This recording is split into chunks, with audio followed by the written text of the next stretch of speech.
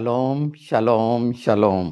प्रभु यीशु मसीह नासरी के नाम में चर्च को आप मंदिर मानते हैं क्या? प्रभु यीशु ने कहे थे यूहन्ना 2:19 में ये वचन, ये मंदिर को तोड़ दो, मैं 3 दिन में खड़ा कर दूंगा। और हम सब मसीह विश्वासी बिल्कुल इसमें एक मत हैं कि प्रभु यीशु ने शरीर को मंदिर कहा था, देह को, और ये पाया जाता है कि तुम पवित्र आत्मा के मंदिर हो। तो वो जो मिट्टी गारे सीमेंट से बना हुआ भवन वो मंदिर है क्या? पत्थरों से बना हुआ मंदिर हिंदुओं का है, जहाँ पर मूर्तियां रहती हैं, स्थापित की जाती हैं, प्राण प्रतिष्ठा की जाती है और माना जाता है कि मंदिर में भगवान रहते हैं। ये हिंदुओं की मान्यता है।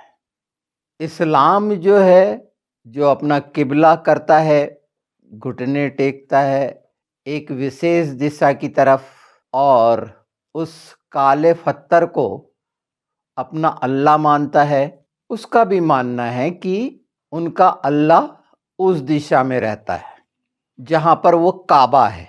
पर हम सृष्टि रचयिता सर्वशक्तिमान परमेश्वर, जिसका स्वर्ग सिंहासन और पृथ्वी पैर की चौकी है, क्या हम चर्च को मंदिर मानते हैं? तो आज इस झूठ से छुटकारा पाइए। ग्रीक शब्द है एक्लीसिया, ध्यान रखिए, और उसका अर्थ होता है लोगों की सभा। मसीह विश्वासी चेले इकट्ठा हुआ करते थे और साथ में रोटी तोड़ते थे घर घर।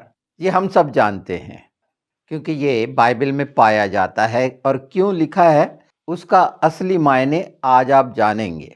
आज की जो कलीसिया है उसे चर्च कहा जाता है, और जहाँ लोग इकट्ठा होते हैं विश्वासी, वो लोगों की सभा है, न कि जिस जगह पर इकट्ठे होते हैं वो मंदिर है। वो मंदिर हो ही नहीं सकता। प्रभु यीशु ने साफ साफ कहे, अभी हम जो 2:19 की बात सुन लिए यूहन्ना, उन्होंने तो यहाँ तक कहा, प्रभु यीशु कह रहे हैं लूका 9:58 में कि लोमड़ियों के तो भट्ट होते हैं और आकाश के पक्षियों के बसेरे होते हैं, पर मनुष्य के पुत्र के पास सिर रखने की भी जगह नहीं इस पृथ्वी पर। आज ये बात जो हम जान रहे हैं उसका संदर्भ इसीलिए है कि ये जो चर्च को जलाते हैं, तोड़ते हैं, इंडिया में देखो तो मूर्ति पूजक ये काम करते हैं, उन्हें नहीं मालूम ये हमारा मंदिर नहीं है जो मिट्टी गारे सीमेंट से बना है, ईंट पत्थरों से। उसी तरह इस्लाम ने उनको ये सिखाया है, मुसलमान जो हैं कट्टर, मैं ये चरमपंथियों की बात कर रहा हूँ, पर जो सुन रहे हैं उनको समझ लेना चाहिए कि वो जैसा समझते हैं वैसा नहीं है। हम जो मानते हैं कि परमेश्वर सब जगह है, हिंदू मानते हैं वो मंदिर में है, और चर्च का मतलब मंदिर नहीं होता। मुसलमान एक दिशा को मानते हैं, और ये हिंदू मुसलमान क्या मानते हैं उससे हमें, ये उनका विषय है। पर जब हम मसीह बने हैं, मसीह हुए हैं सच्चाई को जानकर, तो वो भी जानेंगे एक दिन, और उस शिक्षा से पीछा छूटेगा कि नहीं, अनजाने में बोलते हैं परमात्मा का अंश है आत्मा, और ये नहीं समझते कि वो आत्मा हमने पाया है, हम सबने पाया है। तो निश्चित उपस्थिति यीशु के कारण हमारे जीवन में है, और इसीलिए हम पवित्र आत्मा का मंदिर है, परमेश्वर का भवन है।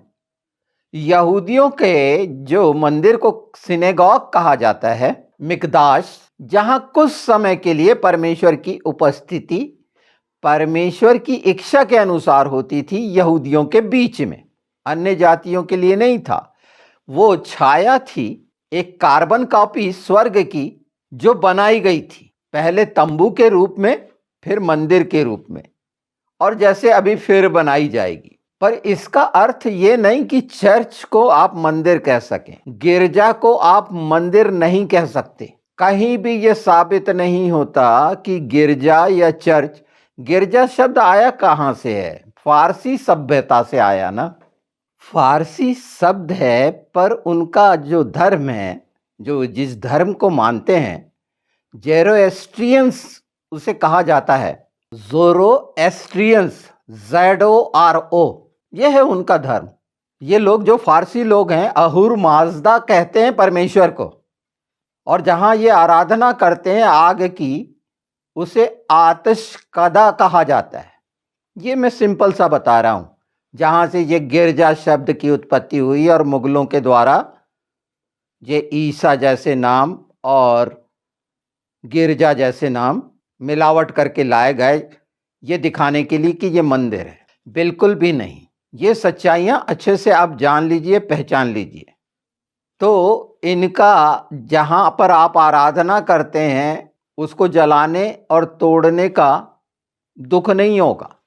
अगर हमने यही समझ लिया है कि ये मंदिर है, तो फिर हम उन्हीं के जैसे जान रहे, समझ रहे हैं और प्रभु यीशु के वचन का इनकार कर रहे हैं कि हम जो पवित्र आत्मा के मंदिर हैं, परमेश्वर के भवन हैं। क्योंकि प्रभु यीशु ने साफ कहे थे कि तुम आराधना कहाँ करोगे, और आत्मा से आराधना होगी और सच्चाई से।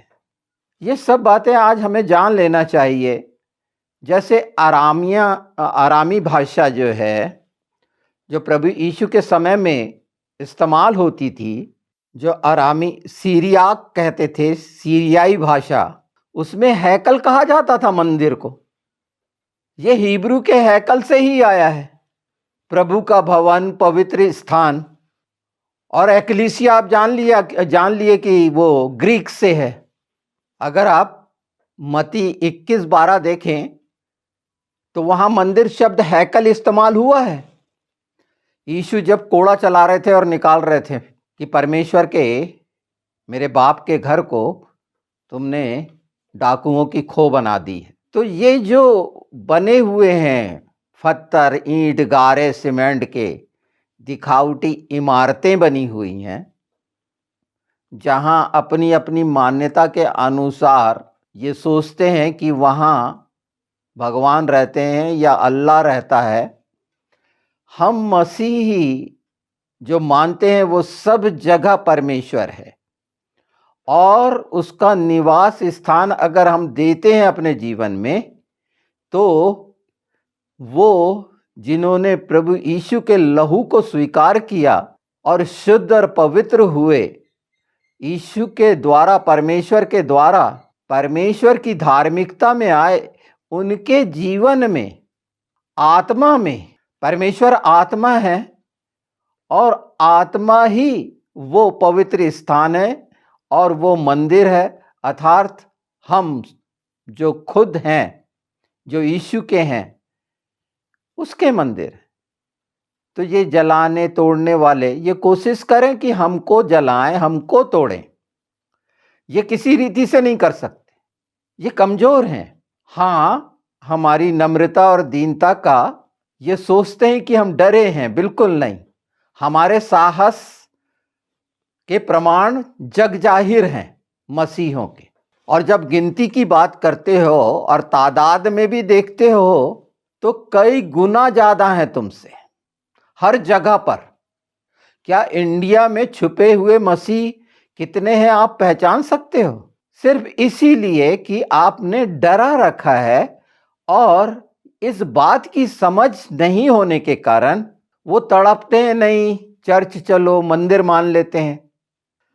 तो चर्च मंदिर नहीं है, मंदिर आप हैं। तो मत्ती 16:12 बहुत स्पष्ट है, 16:18, और मैं भी तुमसे कहता हूं, तू पतरस है और मैं इस पत्थर पर अपनी कलीसिया बनाऊंगा। कलीसिया बनाऊंगा, मंदिर बनाऊंगा नहीं। और अधोलोक के फाटक उस पर प्रबल न होंगे। पतरस मतलब पत्थर, चट्टान पर बनी कलीसिया। यीशु हमारी वो चट्टान, वो जिस पर गिर जाए वो पीस डालती है, और उससे जो टकराता है वो चकनाचूर होकर नाश ही हो रहा है। आज के समय में भी देखा जा रहा है, वो राजमिस्त्रियों के द्वारा ठुकराया गया।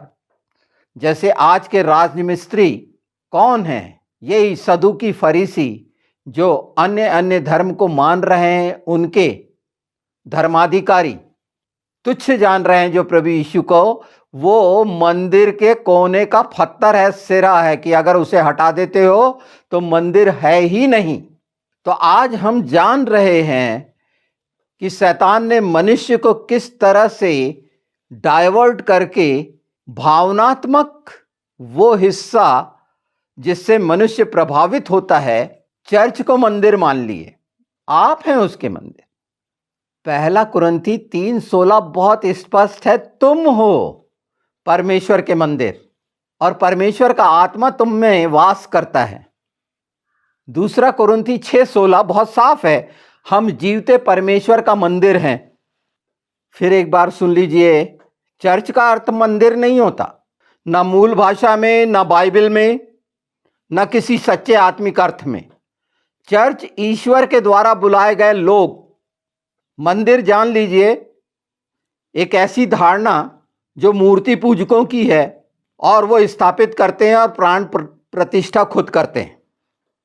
और ये मस्जिद कोई आराधना की जगह नहीं है, बल्कि उनकी धार्मिकता का और उनकी रस्मों रिवाज का केंद्र है। वो केंद्र बन चुका है, वहां से सारा संचालन होता है। आतंकवाद से लेकर कड़वाहट डालने का, बुराई और झूठ को फैलाने का, और घिनौने और गंदे कामों को करने का। उनकी शिक्षा ही ये है। ये गंदगी फैलाने के लिए विदेशों में जाते हैं और साफ साफ कहते भी हैं, और वहाँ गंदगी कैसी फैलाते हैं शरणार्थी बन के, ये दिखता है। ये उनकी शिक्षा है, क्योंकि वो काले पत्थर को चूमते हैं। वो भी एक तरह से मूर्ति पूजक हैं, पर एक दिशा में उनका अल्लाह है। वो बाकी जगह नहीं रहता, एक दिशा में रहता है। किसी भी भाषा में चर्च का अर्थ मंदिर नहीं है। और ये सांसारिक भाषा, शरीर की भाषा, ये भावनाओं की भाषा, इसमें गैर मसीह तो पड़े ही हुए हैं, अन्य जातियां, पर आप मत पढ़िए।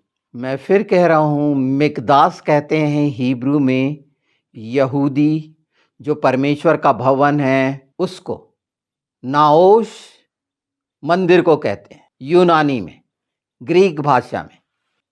लोगों की सभा को मंदिर कह देना, चर्च कह देना, क्या कह देना, ठीक है, ये आप समझ रहे हैं कि चर्च सिर्फ और सिर्फ लोगों की सभा है जो बुलाए गए हैं, चुने गए हैं। मैंने आपको एक्लीसिया का मतलब बता दिया। तो ये सच्चाई जानिए जो कहा गया यूहन्ना में। वचन कहता है 14:6 यूहन्ना कि मैं ही मार्ग हूँ, मैं ही सत्य हूँ और मैं ही जीवन हूँ, और मेरे बिना कोई पिता के पास नहीं आ सकता। ये सच्चाई है। जबकि हम कहते हैं मत्ती 18:20 कि जहाँ 2 और 3 मेरे नाम से इकट्ठे होते हैं, मैं उनके बीच होता हूँ। ये है सच्चाई मसीहत की। यूहन्ना 4:21-24 कितना स्पष्ट है। यीशु ने कहा, ना अब पहाड़ों पर, ना यरूशलेम में, परंतु आत्मा और सच्चाई में आराधना होगी। मसीह ने कभी कोई मूर्ति नहीं बनाई, किसी दिशा की ओर झुकना नहीं सिखाया, बल्कि कहा पहला कुरिन्थी 3:16 में कि तुम परमेश्वर के मंदिर हो। तो ऐसी किसी निशानी को मत ढूंढिए इस पृथ्वी पर, ना आकाश में। जैसे यिर्मयाह, परमेश्वर ने कोई निशानी नहीं रखी आकाश में, ना पृथ्वी पर कोई मूर्ति रखी, बल्कि आत्मा के द्वारा वो मनुष्यों के हृदय में वास करता है। यिर्मयाह जो 23:24 है, 23 से पढ़ देता हूं। यहोवा की यह वाणी है, क्या मैं ऐसा परमेश्वर हूं जो दूर नहीं, निकट ही रहता हूं। फिर यहोवा की यह वाणी है, क्या कोई ऐसे गुप्त स्थानों में छिप सकता है कि मैं उसे न देख सकूं। क्या स्वर्ग और पृथ्वी दोनों मुझसे परिपूर्ण नहीं है। उसे अलग से कुछ नहीं रखना है। इतना साफ है वचन, इसमें ज़्यादा हमें जानना क्या है। सच्चाई, और इस बात से निकलना है भावना की कि वो जो बने हुए हैं, जब यीशु ने कह दिए कि इस पे पत्थर पर पत्थर बाकी नहीं होगा, ये सब छोड़ के जाना है, तो ये बड़ा चर्च, बड़ी इमारत, ये सब किस बात के कारण कलीसिया कह रही है पता है? यही तो जान रहे हैं आज पवित्र आत्मा के द्वारा कि परमेश्वर ऐसे आराधकों को ढूंढता है जो सच्चाई से और आत्मा से आराधना करें। तो क्या सोचते हो कि एक चार दीवारी के अंदर सच्चाई और आत्मा से आराधना होती है? वहां मनोरंजन होता है, मन का अनुसार होता है। नहीं तो यीशु ने क्यों कहे थे कि तुम यरूशलेम में नहीं करोगे, न पहाड़ों पर। हमने पिछले समय जान लिया है, मसीहत, यहूदियत, ये एक मत है परमेश्वर के इस वचन से कि अपने लिए कोई मूर्ति न खोद कर बनाना, न किसी तरह से बनाना। तो ये बनाई गई मूर्ति परमेश्वर विरोधी अनाज्ञाकारिता का परिणाम है। ये वो जानते हैं, नहीं जानते, जानबूझ के करते हैं अपनी लोभ लालच या लालसा के कारण, पर एक दिन ये जानेंगे, ये सच्चाई वचन की पहचानेंगे और सत्य निश्चित प्रमाणित होगा। समय लगता है पर कोई भी चीज छिपी नहीं रहेगी। वचन की सच्चाई यह है, आप हैं उसका मंदिर। आप जो सभा में इकट्ठे होते हैं, आपने जो चयन किया एक ऐसा घर का, पर वो परमेश्वर का घर नहीं है, वो परमेश्वर का भवन नहीं है, वो परमेश्वर का मंदिर नहीं है जहां आप जा रहे हैं, इकट्ठे हो रहे हैं और आराधना कर रहे हैं। आपको लग रहा है, सच्चाई ये है जो यीशु ने कही, इसीलिए कुछ नहीं होता। जैसे भजन संहिता में कहा गया ना, 115 में 5 से 8 अगर देखेंगे, उनका मुंह तो रहता है पर वो बोल नहीं सकती, उनके हाथ पैर तो रहते हैं पर कुछ कर नहीं सकती, उनके सांस भी नहीं रहती, ना वो चल फिर सकती, कुछ भी नहीं कर सकती, जो प्राण विहीन। हमने आत्मा पाई है निश्चित, जब तक यीशु के लहू के द्वारा जीवित नहीं होंगे, वो सब मुर्दा ही हैं और इसलिए मरे हुए काम करते हैं और मरे हुए कामों पर विश्वास करते हैं और इसलिए सोचते हैं किसी चर्च को तोड़ देना या जला देना। उनकी भाषा में एक इमारत को अगर तोड़ देना तो वो कितने गलतफहमी में हैं, ये मैं आपको बता रहा हूं। और आप भी कितने गलतफहमी में हैं कि दुखित होते हैं। और ये बनाने करने का, दिखावे का धंधा बंद कर दीजिए। बल्कि एक्लीसिया पहले जैसे थी, ये अंतिम समय में घर घर जाकर आराधना करें। हर दिन हर एक के घर में जाएं, वहां रोटियां तोड़ें सब इकट्ठे होकर, तो देखिएगा आशीष आ जाएगी। सब प्रकार की जो प्रतिज्ञा है पूरी हो जाएगी एक्लीसिया में। आप करके तो देखें, एक छोटे से हिस्से में जाके, एक छोटे से गांव में जितने भी हैं, 2, 4, 5, 10, एक दूसरे के यहां जाया करें। आपकी घटी नहीं हो जाएगी खाने पीने की, ये स्वभाव ही बदल जाएगा। पर पहले वो भावना से निकलना पड़ेगा कि किसी इमारत में ही उपस्थिति है। ये इमारत में उपस्थिति की धारणा मूर्ति पूजकों में है, या वो 5 बार जो नमाज पढ़ते हैं और एक तरफ अपना सिर झुकाते हैं, उनकी धारणा है कि नहीं, वो उसी दिशा में है, वो जो काबा में पत्थर रखा हुआ है वो अल्लाह, उनका अल्लाह। यूं ही नहीं रख दिया गया है। यूहन्ना 4:24, परमेश्वर आत्मा है और अवश्य है कि उसके भक्त आत्मा और सच्चाई से उसकी आराधना करें। ये सब आत्मा में करने का है, ना कि इन शारीरिक आंखों से किसी दृश्यावली को देखकर ये देख रहे हैं कि नहीं, ये इमारत यहां पर आपके साथ हमेशा का वादा है, मैं कभी नहीं छोड़ूंगा, कभी नहीं त्यागूंगा, मत डर। आप हैं परमेश्वर के मंदिर, पवित्र आत्मा के मंदिर, और आपको कोई नहीं तोड़ सकता। शैतान किसी भी रीति से कुछ भी नहीं कर सकता। हमेशा जीवित, हमेशा का जीवन, अनंत जीवन पा लिया है आपने। ये धारणाएं नहीं है, ये सच्चाई है, क्योंकि पुनरुत्थान और जीवन यीशु है, जो मृत्यु पर जयवंत हुआ, जो था, है और आने वाला है। और ये अंतिम समय में वो ही प्रक्रिया दोहराई जाएगी जो शुरुआती एक्लीसिया में थी। इसीलिए मैं कह रहा हूं कि ऐसा समय आएगा अब कि आप, ये सच्चाई है, इसे आप भविष्यवाणी भी बोल सकते हैं कि आप घर घर जाकर ये कार्य करेंगे, ना कि एक निश्चित स्थान में। बेदी होती थी ना, बेदी क्या होती थी? एक ऐसी जगह जहां पर तोरा पड़ी जाती थी। सिनेगॉग में, मिगदास में, जिसे हैकल कहते हैं, मंदिर को हैकल कहते हैं। ये बता दिया है, ये सब कुछ और जितना संभव हो सकेगा डिस्क्रिप्शन में डाल दूंगा। देखिए, एक बहुत सुंदर सच्चाई जो पवित्र शास्त्र में पाई जाती है, हम उसे पवित्र आत्मा के द्वारा जाने समझें और इस मजबूती से पहचान लें कि वो भावनात्मक दृष्टिकोण से छुटकारा पाएं, जिसे मोह माया भी कहा जाता है। हमने आत्मा पाया है, परमेश्वर का स्वभाव, उसकी सच्चाई का प्रकाश और वो वचन के द्वारा। तो उसमें से एक हिस्सा देख लेते हैं। चलिए, पहला राजा 8वां अध्याय उसका 27 से मैं पढ़ देता हूँ, आप पूरा पढ़िएगा। क्या परमेश्वर सचमुच पृथ्वी पर वास करेगा? स्वर्ग में वरन सबसे ऊंचे स्वर्ग में भी तू नहीं समाता। स्वर्ग से भी बड़ा, स्वर्ग से भी बड़ा का अर्थ समझ रहे हैं आप? ये पृथ्वी परमेश्वर की रचना क्या एक चने के दाने के बराबर है। ये तारों से भी छोटी है। और पूरी बनाई गई सृष्टि कितनी विशाल होगी, इसकी कल्पना कर लीजिए कि सूर्य इतना बड़ा है, हम सब सुन रहे हैं।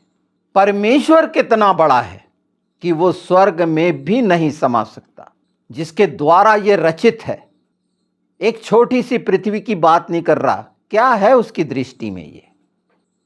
इसकी पहचान आप पूरी सच्चाई से तब कर पाएंगे कि जब ये समझ जो आज पवित्र आत्मा के द्वारा मिल रही है कि मंदिर कौन है।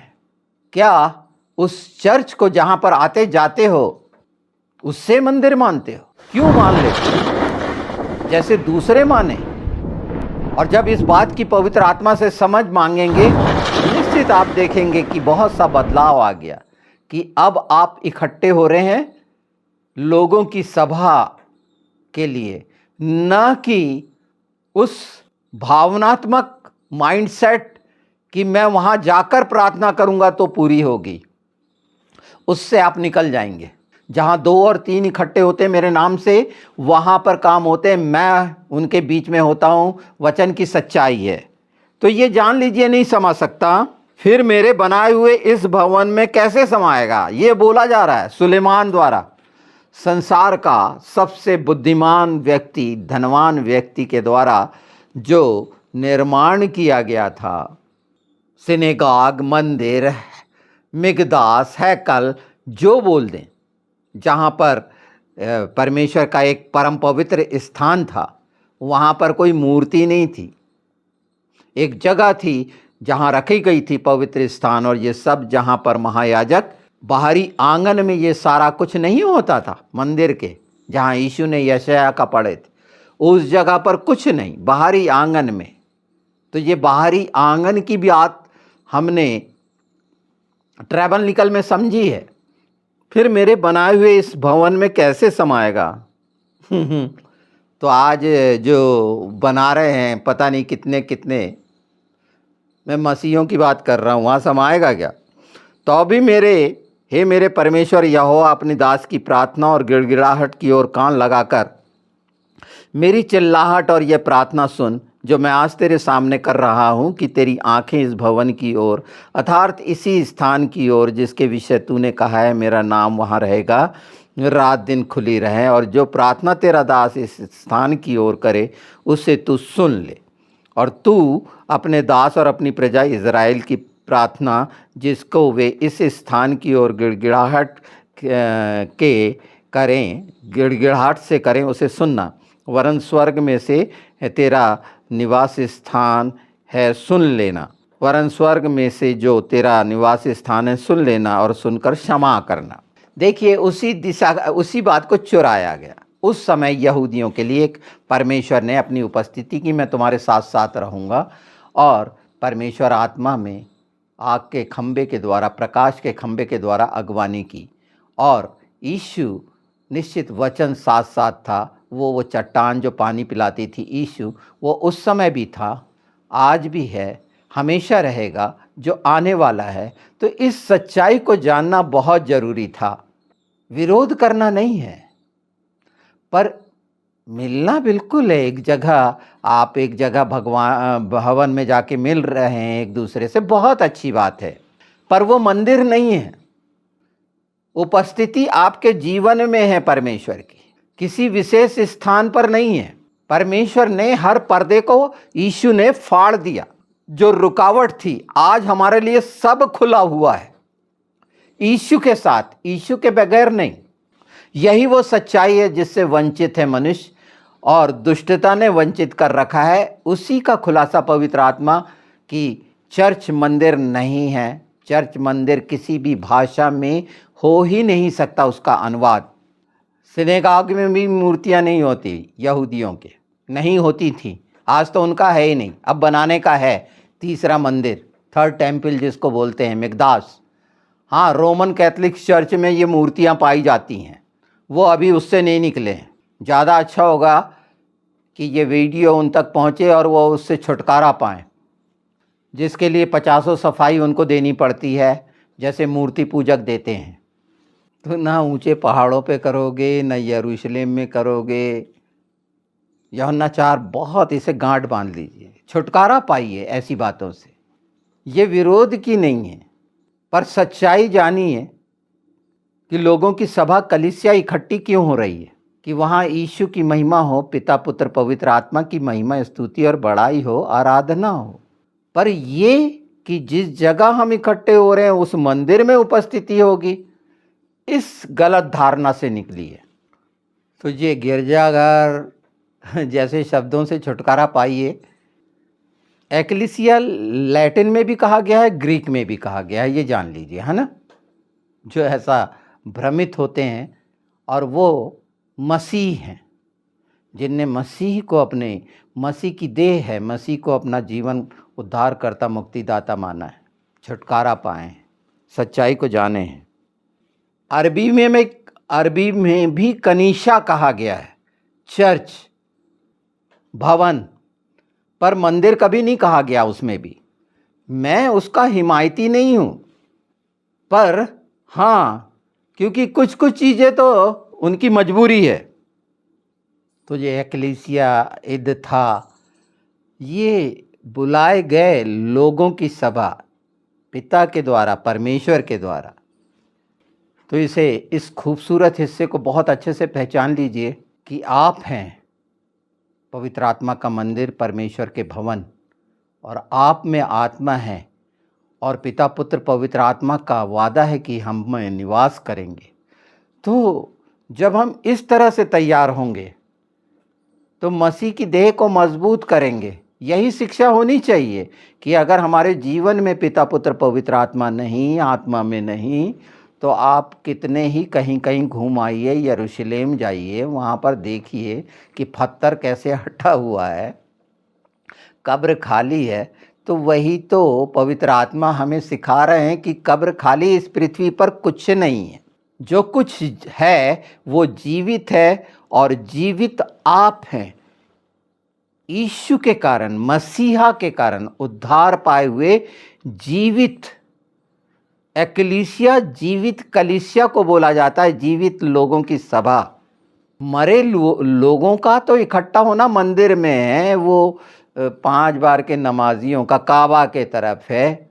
वो ढूंढ रहे हैं कैसे जीवित हों, अंधेरे से कैसे छुटकारा पाएं। तो ये वीडियो काफ़ी है जो पूरा आपको ये समझ दे देगा। फिर आपके बने हुए सुंदर सुंदर भवनों को कोई जलाए तोड़े तो भी आपको दुख नहीं होगा, क्योंकि ये तो वैसा करेंगे ही।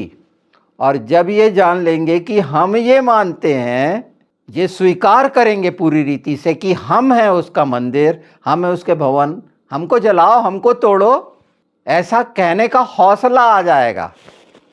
फिर भागे भागे नहीं फिरोगे, राजनीतिक शरण नहीं लोगे, और जैसे दूसरे अपने देवताओं को बचाते हैं, अपने धर्मों को बचाते हैं, आपको बचाने की कोशिश करनी जो अभी तक करते रहे हो ना, वो बंद हो जाएगी। कि नहीं, ये गलत शिक्षा यीशु की, क्या आप इसे गलत मान रहे हैं? क्योंकि जान बचाने वाले हो, अपना प्राण बचा रहे हो, खुले आम आकाश के नीचे करो ना आराधना। यीशु ने यही तो बोला, सिर रखने की जगह नहीं है, और हम पृथ्वी में जगह ढूंढ रहे हैं, सिर रखने के लिए छत बना रहे हैं, सुरक्षा के लिए चारों तरफ बल्कि इन जंजीरों से और बाड़े बना रहे हैं और वो भी सब तोड़े फोड़े जा रहे हैं। क्या है, एक ड्रोन आएगा नाश कर देगा, आप होते हुए देखेंगे। ज़्यादा खूबसूरत ये है कि भाई लोग आपस में मिले रहें एक्लीसिया जैसे। हाँ, आप संडे को अगर मुख्य मान लिए हैं रोमन्स के द्वारा विश्रामवार, अगर आपके अंदर ये धारणा बनी है, आप जाइए। यीशु के तो 7 दिन सबत के हैं। यीशु ने कहा मैं सबत का भी परमेश्वर हूँ। हाँ बिल्कुल, उसकी उपस्थिति में रहिए, उसके विश्राम में रहिए, पर वो आपको किसी गारे ईंट पत्थर की बिल्डिंग में नहीं मिलेगा। वहाँ सिर्फ भावनात्मक आपका मनोरंजन होता है। वो समारोह हैं, मनोरंजन के रंगमंच हैं, वो बदल गए हैं, डाकुओं के अड्डे हैं। पर फिर ये दोबारा जो वापस होने वाला है, आपके सामने आने वाला है, देखिएगा, आत्मा का स्वाद आप निश्चित पाएंगे।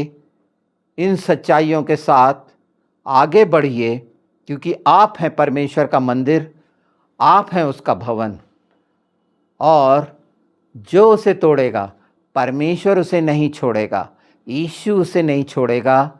यीशु के नाम में ये याद रखिए कि आपकी आत्मा का नाश कोई नहीं कर सकता।